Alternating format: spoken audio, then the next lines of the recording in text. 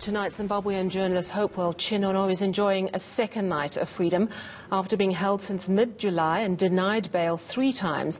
Yesterday, he and political activist Jacob Ngarivhume were released from Chikurubi maximum security prison in Harare.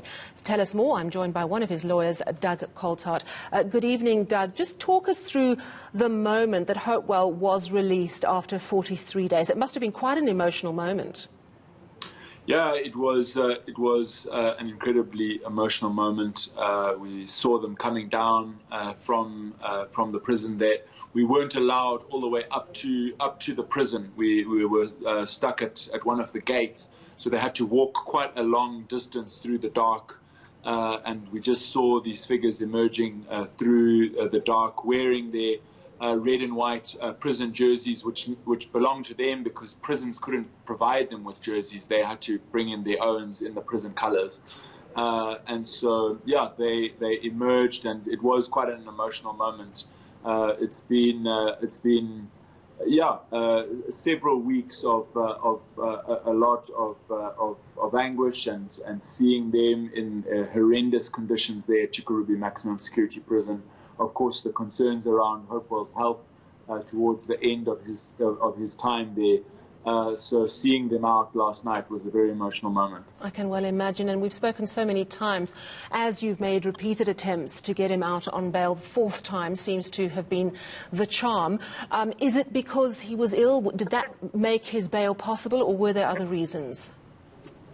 No, I mean that wasn't before the court, because he only got ill after we had already made our submissions in the bail ruling, in the bail hearing, bail appeal hearing. The reasons that the judge gave for overturning the magistrate's ruling was basically that the magistrate had erred in finding that the passing of 31st July, which was the main ground for refusing him bail in the first place.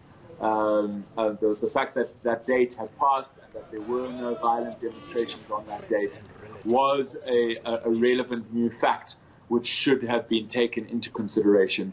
That was something which was raised in the very first bail appeal, which was heard after the 31st of July. But the High Court refused to deal with that issue and sent it back to the Magistrates Court. So essentially, he was held for an additional month for no real reason, which is very frustrating. I'm just wondering, I mean, this is bail, so I would imagine a court case is still to come. I know that earlier this week, lawyers in Zimbabwe held a silent protest because they're so concerned about a lack of respect that they see in terms of, the Constitution is just being ignored at times. Just talk to us about how difficult it is to navigate legally with this great concern about how the Constitution and basic laws seem to be ignored.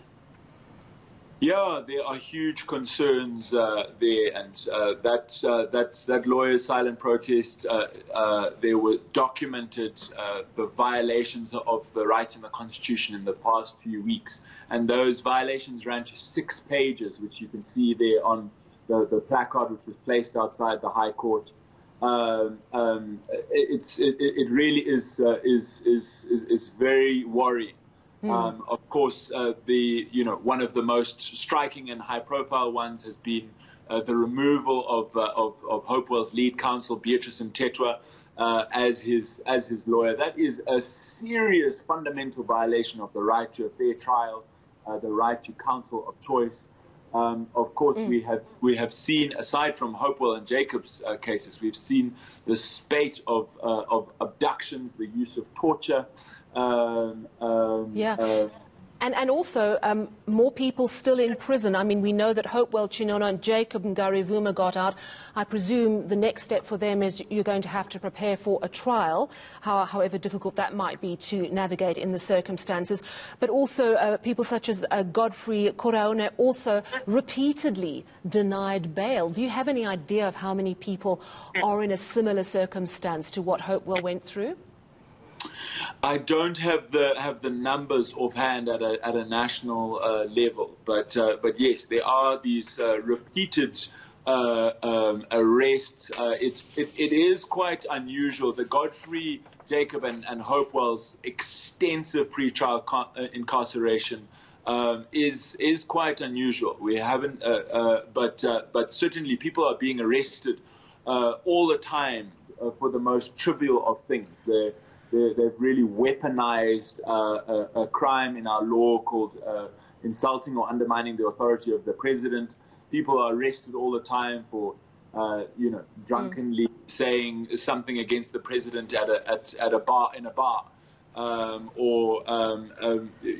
People are arrested for all sorts of absurd things. People carrying a flag in a way that was deemed to be some kind of a protest, even though completely peacefully arrested and charged with inciting violence. So these kinds of arrests are happening all the time. Thank you very much this evening for coming through to us, Doug Coltart, part of Hopewell Chinono's legal team in Zimbabwe. Of course, he's out on bail.